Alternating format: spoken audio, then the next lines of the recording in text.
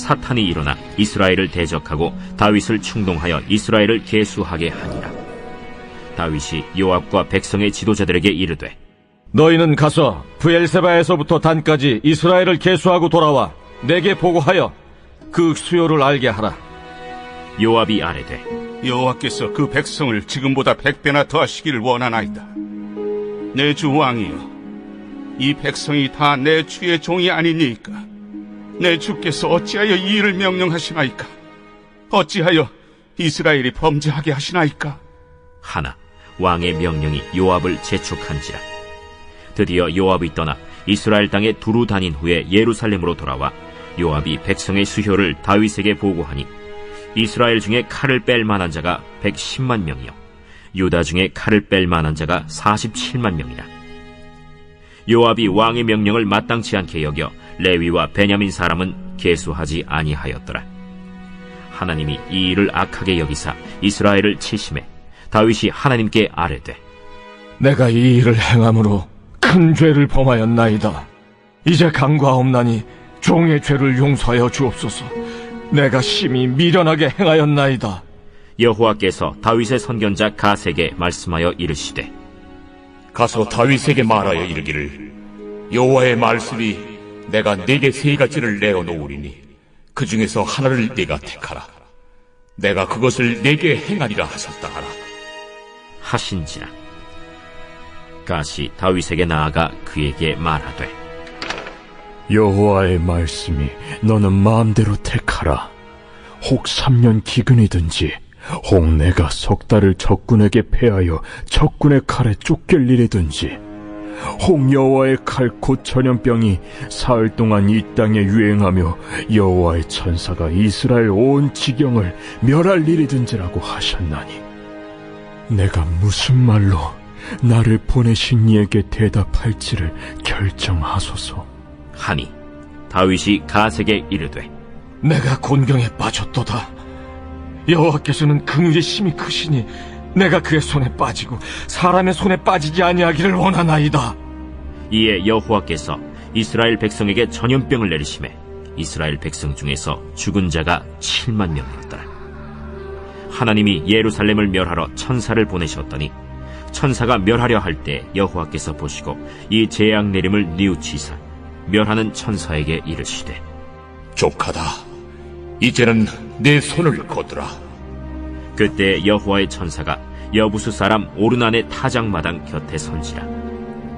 다윗이 눈을 들어보매 여호와의 천사가 천지 사이에 섰고 칼을 빼어 손에 들고 예루살렘 하늘을 향하여 편지라. 다윗이 장로들과 더불어 굵은 배를 입고 얼굴을 땅에 대고 엎드려 하나님께 아뢰되, 명령하여 백성을 계수하게 한 자가 내가 아니니까 범죄하고 악을 행한 자는 곧 나이니이다. 이 양떼는 무엇을 행하였나이까? 청하건대 나의 하나님 여호와여, 주의 손으로 나와 내 아버지의 집을 치시고 주의 백성에게 재앙을 내리지 마옵소서. 기도하겠습니다. 하나님 아버지, 오늘도 이 새벽에 정말 이 추위를 뚫고 이 자리에 나와 주님께 예배하며 기도할 수 있도록 허락하신 하나님, 너무나도 감사를 드립니다. 하나님 아버지, 주 없이는 살 수가 없습니다. 주 없이는 일어설 수가 없고 주 없이는 단 하루도 우리가 거룩을 지킬 수가 없습니다. 하나님, 오직 주를 붙드는 것 말고는 나의 답이 없사오니 하나님 아버지, 오늘도 우리에게 주를 붙들 수 있는 힘을 허락하여 주시고 주의 말씀이 들리는 은혜를 허락하여 주시기를 원합니다. 주님, 이 새벽에 우리가 조용히 말씀을 듣습니다. 나에게 꼭 필요한 음성이 들려줄 수 있도록 오늘도 하나님께서 우리에게 찾아와 주시옵소서. 믿사오며 살아계신 예수님 이름 받들어 기도드립니다. 아멘. 네, 오늘 우리가 그 유명한 다윗의 인구조사 기록을 묵상하게 되는데요. 오늘 우리가 말씀을 묵상하면서 하나 분명히 해야 될 게 있습니다. 그게 뭐냐면 이 인구조사 기록은 오늘 본문과 더불어서 사무엘하 24장에도 기록되어 있는 말씀이에요. 그런데 사무엘하가 이 사건을 기록하는 목적이 뭐냐면 다윗이 초점입니다. 구속사 속에서 하나님이 다윗이라는 한 죄인의 구원을 어떻게 이루어 가셨는지 그것을 조명하는 게 목적이라면 역대상에서 이 인구조사 기록의 목적은 전혀 다른 데 있어요. 그 끝에 가면 그 이유가 나옵니다. 그러면 오늘 이 인구조사 기록이 말하고자 하는 내용이 뭔가? 이제 차근차근 살펴보도록 할 텐데요. 일단 오늘 우리가 이 말씀을 깊이 보면서 도대체 다윗은 왜 인구조사를 감행했는지 그 속 깊은 이유를 한번 찾아봐야 됩니다. 자, 오늘 말씀 1절을 보시면 사탄이 일어나 이스라엘을 대적하고 다윗을 충동했다 이렇게 기록하고 있습니다. 그런데 오늘 여기서 우리가 봐야 될 핵심 단어 두 가지가 있어요. 그게 바로 사탄과 충동이라는 단어예요. 왜 그러냐면 오늘 말씀에서 우리가 사탄이라고 그냥 읽으면 흔히 성경이 말하는 계명성, 귀신으로서 이 사탄 마귀를 생각하기 쉬운데 오늘 말씀이 말하는 사탄은 마귀 사탄이 아니에요. 언제나 성경에서 마귀 사탄을 지칭할 때는 사탄이라는 단어 앞에 정관사가 반드시 붙거든요. 그런데 오늘 말씀은 정관사가 없이 그냥 사탄으로 쓰였다는 거죠. 그러면 이게 뭘 뜻하냐면 오늘 다윗 옆에 다윗을 타락하게 만드는 간신배 한 명이 있었다. 그게 누군지는 정확하지 않아요. 그러나 그의 옆에 그의 악을 충동질하는 간신배가 한 명 있었다. 이렇게 보는 게 맞습니다. 그런데 이 간신배가 다윗을 충동해서 일으킨 게 뭐냐면 그를 향해서 백성을 계수하게 했다는 거예요. 그런데 여기서 이 충동의 히브리어인 이 수트에 여러 뜻이 있는데 그 중에 하나가 뭐냐면 이런 거죠. 어떤 물 웅덩이가요. 그냥 풍파 없이 가만히 내버려두면 찌꺼기는 바닥으로 가라앉으면서 표면은 맑은 물의 형태를 유지합니다. 그런데 누군가가 그 웅덩이에 막대기를 집어넣어서 휘 저어버리면 밑에 가라앉아 있던 찌꺼기가 위로 올라오면서 순식간에 물이 다시 진흙탕이 되잖아요. 그런데 바로 이게 충동의 뜻이에요. 그러니까 다윗의 고난이 좀 잠잠해지면서 다윗이 평안하게 있었는데 갑자기 어느 날 사탄 같은 간신배 하나가 오더니 다윗 마음 밑에 있던 상처와 두려움 그리고 트라우마를 찔러서 휘 저어버린 거예요. 그 다시 수면 밑에 가라앉던 그의 상처가 또 올라온 상태가 된 겁니다. 그러면 지금 이 시점에서 봤을 때 최근에 다윗에게 있었던 그 트라우마와 상처가 뭐가 있을까요? 그게 바로 압살롬의 반역 사건이에요. 그 사건이 다윗에게 무척 충격이었던 이유가 뭐냐면 물론 친아들이 반란을 일으켰다는 것도 충격이죠. 그러나 무엇보다도 그의 충격이었던 건 뭐냐면 믿었던 백성들의 다수가 반란이 일어나던 날 다윗이 아니라 압살롬 편을 들었다는 거예요. 이게 다윗에게는 굉장히 충격이었습니다. 그날 압살롬을 따르는 자가 다윗을 따르는 자보다 많아서 다윗이 도망가야 했던 거예요. 순식간에 군사적인 열세가 일어났던 겁니다. 그런데 평안한 가운데 그 일을 잊고 있던 다윗에게 한 간신배가 오더니 그때 이를 들춰내버린 거예요. 그리고 다윗 안에 있던 이 트라우마를 휘저어버린 겁니다. 왕이요, 지금 당신을 지키는 병사의 수가 충분할까요? 또다시 반란이 일어나면 이 군사들이 당신을 지킬 수 있을까요? 또 휘저어버린 거예요. 그래서 충동질한 게 뭐냐면 오늘 전쟁이나 반란이 일어났을 때 왕을 지켜줄 수 있는 군사가 몇 명이나 되는지 정확하게 다시 세봐야 된다고 하면서 다윗의 마음을 격동시킨 거예요. 그런데 여러분, 이게 왜 하나님이 분노하실 만한 일이냐? 여러분, 당시 이 이스라엘 백성의 인구가 500만 명이 돼요. 500만 명.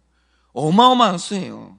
그런데 이 정도 백성을 인구조사한다고 할 때 여러분, 이게 얼마나 큰 국력 낭비가 되는지 아십니까? 물론 이 인구조사가 정당할 때가 있어요. 예를 들어서 내가 걷어들일 수 있는 세금이 얼마나 될지를 이 조사할 때는 반드시 인구조사를 해야죠. 나라 재정을 운용하는데 이게 계수가 안 되면 어떻게 하겠어요? 그리고 정말로 전쟁을 준비할 때는 인구조사를 반드시 해야 돼요. 여러분, 하나님이 그런 인구조사를 뭐라고 하지 않으십니다. 하나님은 그런 거를 인정을 하세요. 그러나 그렇게 정당한 인구조사를 할 때도 꼭 필요할 때만 해야 되는 이유가 뭐냐? 이런 고대 사회에서 인구조사를 꼼꼼히 하려면요, 500만 명이면 그 기간이 무려 10개월이 걸려요. 공무원들이 이것에만 매달리면서 죽어나는 거예요. 그러니까 반드시 필요할 때만 해야 되는 거예요. 그리고 더 결정적인 사실이 뭐냐? 출애굽기 30장을 보면 인구조사를 할 때마다 20세가 넘은 이스라엘의 모든 성인 남자는 자신의 생명값으로 반세겔을 성전에 내야 돼요. 인구조사할 때마다. 그런데 이 반세겔이 얼마나 큰 돈이냐면 노동자가 2주를 꼬박 일해야 벌 수 있는 돈이 반세겔이에요. 그러니까 이 이스라엘에서 정말 백성에게 꼭 필요하고 국가적으로 꼭 필요할 때만 인구조사를 했던 거예요. 왜냐하면 너무 많은 사람이 수고하고 고통받아야 되거든요. 그런데 오늘 다윗이 인구조사를 명령해요. 그런데 그 이유가 뭡니까? 전쟁 때문이 아니에요. 국가적 사업 때문이 아니에요. 이 인구조사는 오직 딱 한 사람, 다윗의 트라우마를 치료하려고 충동적으로 내려진 결정인데, 이 한 번 결정 때문에 백성들은 영문도 모른 채 매우 부담되는 지출을 하려고 2주 동안 뼈 빠지게 일을 해야 되고, 공무원들은 과중한 업무에 시달려야 되는 거예요. 그런데 여기서 우리가 지금 볼 수 있는 다윗의 무서운 타락이 뭡니까? 어느덧 다윗이요, 나의 불안감에는 민감해요. 아무 일도 일어나지 않았어요. 그냥 내 심기가 불편한데 이게 너무 고통스러운 거예요. 그런데 내 심기를 편안하게 하려고 500만 명이 당해야 되는 고통은 내 안에 느껴지질 않는 거예요. 그러니까 지금 어느새 다윗이요, 폭군이 되고 있는 거예요. 그런데 이 조짐은 예전부터 이미 일어나고 있었습니다. 이미 밧세바와 불륜 사건인데, 다윗은요, 내 평판을 지킬 수 있고 내가 수치당하지 않으려면 우리야 한 사람이 죽는 건 눈 하나 깜짝하지 않는 이미 양심의 마비가 되고 있었어요. 그런데 이제 그 마비가 점점 스케일이 커지면서 백성 전체의 고통이 안 느껴지는 거예요. 이게 돌이킬 수가 없는 거예요. 계속 그쪽으로 가는 겁니다. 그런데 이 무서운 죄악을 어디에서 또 볼 수 있는가? 하나님께서 완전히 타락한 다윗에게 분노하셔서 그를 책망하시면서 3가지 징벌 중에 하나를 택하라고 하세요. 근데 그 징벌이 뭡니까? 첫째, 3년 기근. 둘째, 석 달 정도 이 적군에게 쫓기기. 그리고 셋째가 3일 동안 전염병이 도는 재앙을 제한하세요.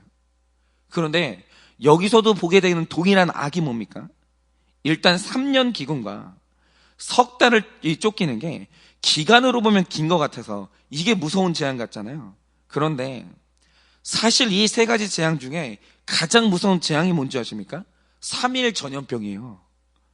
그런데 요즘 우리는 이게 얼마나 무서운 재앙이었는지 정말 우리 시대의 역사상 처음으로 느끼고 있죠. 여러분, 지금 우리는요, 백신이 없는 전염병이 얼마나 무서운지 21세기 들어서 처음 느껴보는 거예요. 그런데 다윗 때에는 어떤 전염병도 백신이 없었어요. 그래서 스페인 독감 때는요, 5천만 명이 죽였어요. 5천만 명이. 그러니까 제일 무서운 게 전염병이에요. 이거는 굉장히 무서운 거예요. 그래서 다윗이 살던 고대 사회에 어떤 마을에 전염병이 발생을 했다 그러면 국가가 멸망하지 않기 위해서 내리는 처방이 뭔지 아십니까? 일단 전염병이 발생한 마을뿐만이 아니라 그 전역의 상당히 넓은 지역을 폐쇄시켜요. 그러니까 그 영역 안에는 들어가지도 못하게 만들고 나오지도 못하게 만드는 거예요. 그리고 이제 그리고 나서 하는 일이 뭐냐면 그 안에 있는 사람이 다 죽을 때까지 내버려둬요. 못 빠져나오게 해요. 그러니까 죽어야 될 사람은 다 죽게끔 내버려둬요. 약이 없으니까. 그리고 어느 정도 진정됐다 싶으면 그 지역에 있는 모든 짐승부터 집부터 모든 것을 싹 다 태워요. 싹 다. 그러니까 한 국가가 멸망하는 것보다 한 마을이 멸망하는 게 낫기 때문에 그냥 그렇게 해버리. 어떤 지역을 봉쇄한다고 할 때 민감하게 여기는 이유가 뭐냐면 고대 사회에서 봉쇄의 의미는 뭐냐면 그 죽으라는 거예요. 그러니까 니들만 죽으라는 거예요. 다른 사람들을 살리기 위해서 니들만 죽고 끝내자, 이 뜻이에요. 그래서 봉쇄가 민감한 거예요. 그러니까 다 죽이고 다 태우는 것. 이게 당시 전염병 사태에 대한 유일한 대응이었어요. 그런데 다윗이요, 욕을 선택해요. 여러분, 3년 배고픈 거랑 석 달 잠시 쫓기는 거랑 죽인다는 것도 아니에요. 그냥 쫓기는 거예요. 그게 더 낫지 않습니까? 여러분, 그런데 사람이 때로 죽어야 되는 3번을 택하는 거예요. 여러분, 그러면 이 다윗이 이걸 왜 선택하겠습니까? 이유가 뭐냐면 나머지는요, 내가 당해야 되는 거예요. 내 배가 고파야 되고 내가 도망 다녀야 되는데, 다윗은요, 이게 너무 싫은 거예요. 이게 미치도록 싫은 거예요. 그러니까 사람이 왕이 돼가지고 높여주니까 이제는 어떻게 되냐면 내가 고생당하는 게 너무너무 싫어지는 거예요. 차라리 남이 죽는 게 나은 거예요. 그래서 어떤 일이 벌어집니까? 3일 만에 백성 7만 명이 죽어요. 7만 명이. 다윗이 이걸 몰랐냐? 알았어요. 다윗이 왕인데 이걸 몰랐겠습니까? 전염병이 한 번 돌면 어떻게 되는지 다 알아요, 왕들은. 그런데 다윗이요, 죽고 사는 문제가 아니라 내가 고생하느니 차라리 백성이 죽는 3번을 택한다고요. 그리고 7만 명을 희생시켜요. 내 배고픈 게 느끼기 싫어서. 그러니까 오늘 우리가 다윗에게 보게 되는 게 뭔지 아십니까? 우리가 생각해보자 이거죠. 여러분, 보수가 뭐고 진보가 뭡니까? 정말 무식하게 간단하게 말해서 변화를 추구하면 진보고 현재를 지키려고 하면 그 보수잖아요. 그래서 지금이 살기 좋은 사람은 보수가 되고 지금 살기 어려운 사람들은 싹 갈아엎자고 하면서 진보가 되거든요. 그런데 이건 정치권도 마찬가지입니다. 그동안 변화를 외치고 다녔던 진보가 정권을 잡잖아요. 그 순간 진보가요, 변화를 싫어하는 보수로 돌변해요. 그냥 이대로 가자는 거죠. 변화를 끔찍히 싫어하기 시작하는 거예요. 그런데 보수를 외쳤던 사람들이 정권을 잃잖아요. 그럼 보수가 변화를 외치기 시작해요. 서로 있잖아요, 자기 자리가 바뀌는 순간 입장이 변하는 거예요. 그러니까 어떤 가치관을 가진 사람이든 기득권을 갖게 되고 등 따시고 배불러지면 될 수밖에 없는 모습이 있어요. 사람은요, 환경 앞에 장사가 없어요. 등 따시고 배부른 환경에 가면은 그게 그 모습이 되고, 광야로 가면 그 모습이 되는 게 있는 거예요. 그런데 이건 다윗도 피할 수가 없는 겁니다. 다윗이 광야로 쫓겨나서 아둘람굴에 살 때는 원통하고 빚지고 환난당한 자들과 함께 살면서 백성을 위해 나를 희생시키는 모습으로 살았어요, 그때는. 그리고 백성의 고통을 잊고 있는 사울을 그렇게 비판했거든요. 저게 왕이냐고. 아니, 어떻게 저게 왕이냐고 엄청 비판을 했어요. 그런데 다윗이 왕이 됐어요. 그가 왕국에서 편히 사는 날이 많아지고 대접받는 날이 많아졌어요. 그의 머릿속에서 광야 생활이 까마득하게 잊혀졌어요. 그래서 어떤 일이 벌어집니까? 이제 다윗도 백성 500만 명의 죽음보다 자신의 편안한 심기가 훨씬 중요한 거예요. 백성의 생사를 결정하는 질병의 고통보다 내 배고픔과 내 불편한 잠자리가 더 고통스러운 꼰대가 된 거예요. 변해버린 거예요. 이게 뭐냐면 다윗이 사울의 자리로 가니까 다윗이 사울로 변해버린 거예요. 똑같아진 거예요. 그런데 여러분, 이거는요, 다윗만의 문제가 아니라 모든 사람이 이렇게 되는 거예요. 모든 사람이. 아니, 우리가 청소년 시절에 기성세대 비판하지 않은 사람이 누가 있습니까? 다 비판했죠. 뭐 행복은 성적순이 아니잖아요. 청소년 시절에 다 이 얘기했어요.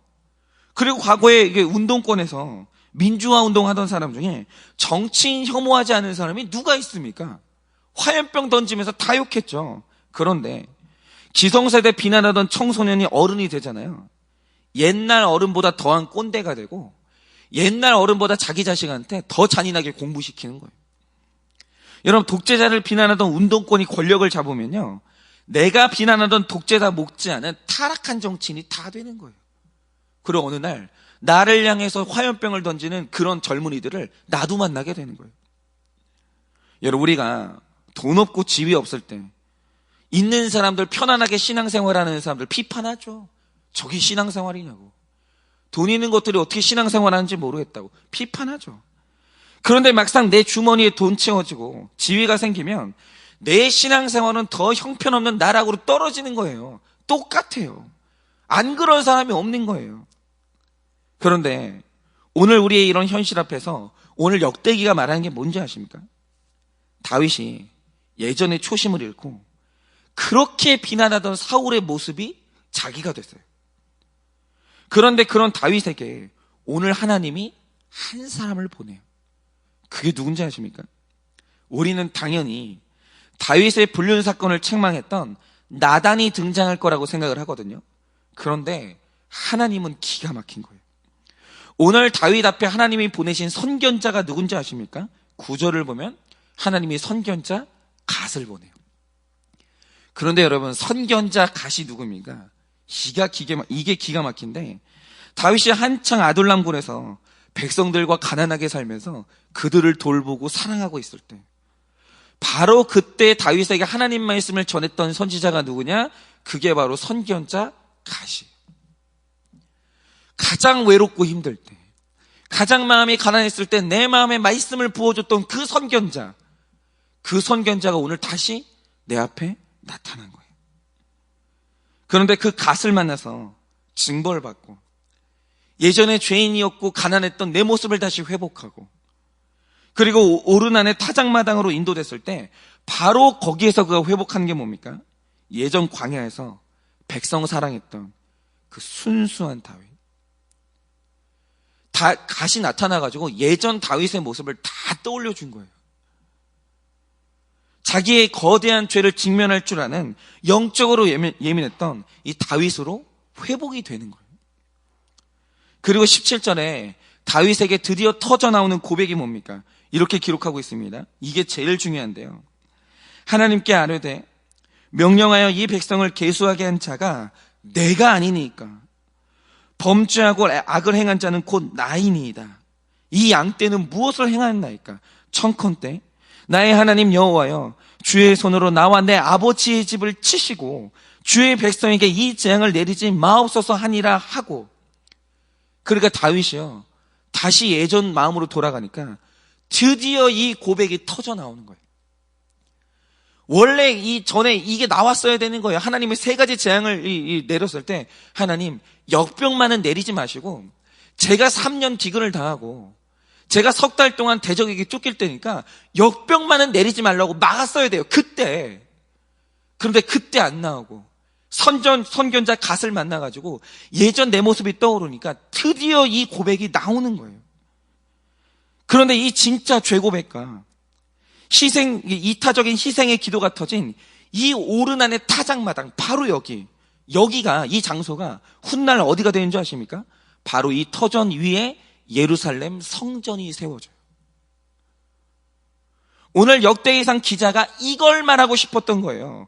여러분, 성전이 어디에 세워지냐? 바로 완전한 죄 고백이 회복된 다윗의 고백 위에, 바로 이 터 위에 여러분 예루살렘 성전이 세워지는 거예요. 여러분, 성전은요 건물이 아니에요. 성전은 17절에 기록된 다윗의 고백 위에 세워지는데, 여러분은 17절의 기도 내용을 들으면서 이 기도가 실제로 응답돼가지고 백성의 재앙을 다 감당한 그 한 사람이 기억나십니까?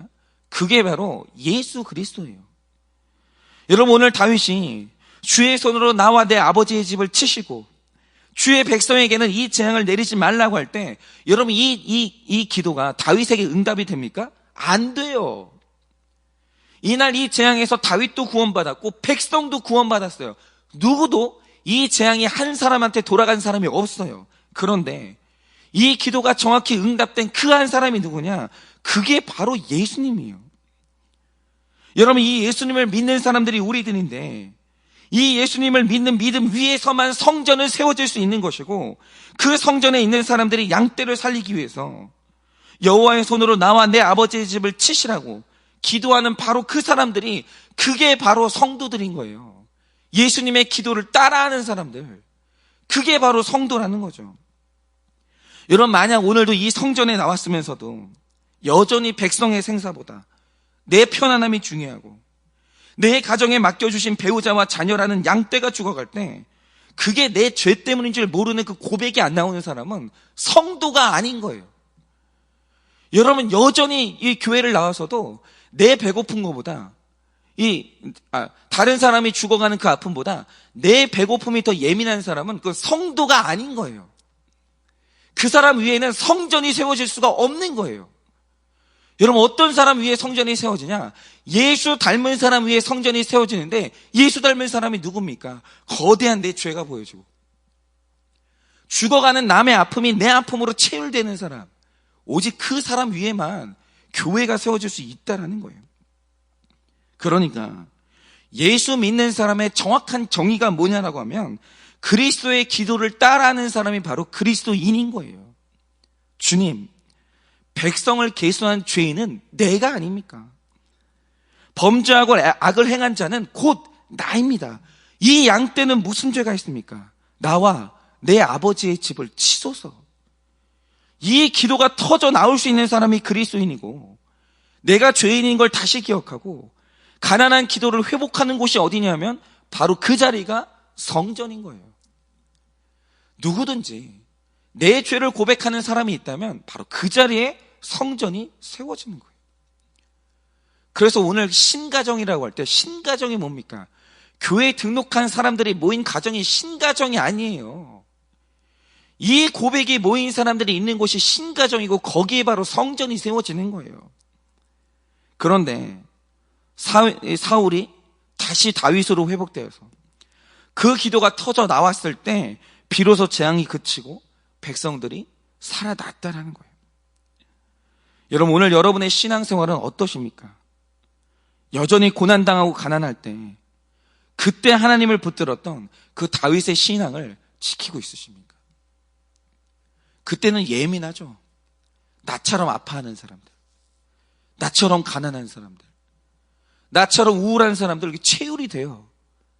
그런데 인간이 얼마나 간사하면요, 조금만 내 상황이 나아지면서 내가 등 따시고 배부르잖아요. 그럼 그 사람들이 무시가 돼요. 아유, 저것도 극복이 안 되나. 아니, 저거 저런 일 가지고 우울증에 빠지면 저거 어쩌라고 저러는 건가. 체휼이 안 되고요, 무시가 되는 거예요. 여러분, 이제 등 따시고 배불러져서 남의 고통이 체휼되지 않는 혹시 사울이 되지 않았습니까? 여러분은 여전히 세상에서 제일 거대한 내 죄가 보이십니까? 아니면 교양이 넘치고 교만한 사울로 변해서 이제는 내 죄를 보는 게 너무 힘들어지지 않았습니까? 바라는 것은 오늘 우리가 다 이제 성전으로 와야 돼요. 와서 성전에서는 뭐가 돼야 되냐? 가난한 내 심령이 회복돼야 돼요. 그게 기억나야 돼요. 하나님 없이는 살 수 없었던 그 연약한 내가 다시 기억이 나야 되는 거예요. 그걸 떠올려주는 것이 어디냐? 그게 바로 오르난의 타작마당, 예루살렘 성전이 바로 그런 곳인 거예요. 여러분, 하나님밖에는 붙들 리가 없었던 그 신앙으로 회복이 돼야 되는 거예요. 그때 하나님께서 다시 은혜를 베푸사 내 가정과 공동체에 임한 재앙을 끝내주시고 다시 하나님께서 우리의 삶 가운데 평안을 주사 주의 종으로 살 수 있는 능력과 소망을 주실 줄을 믿습니다.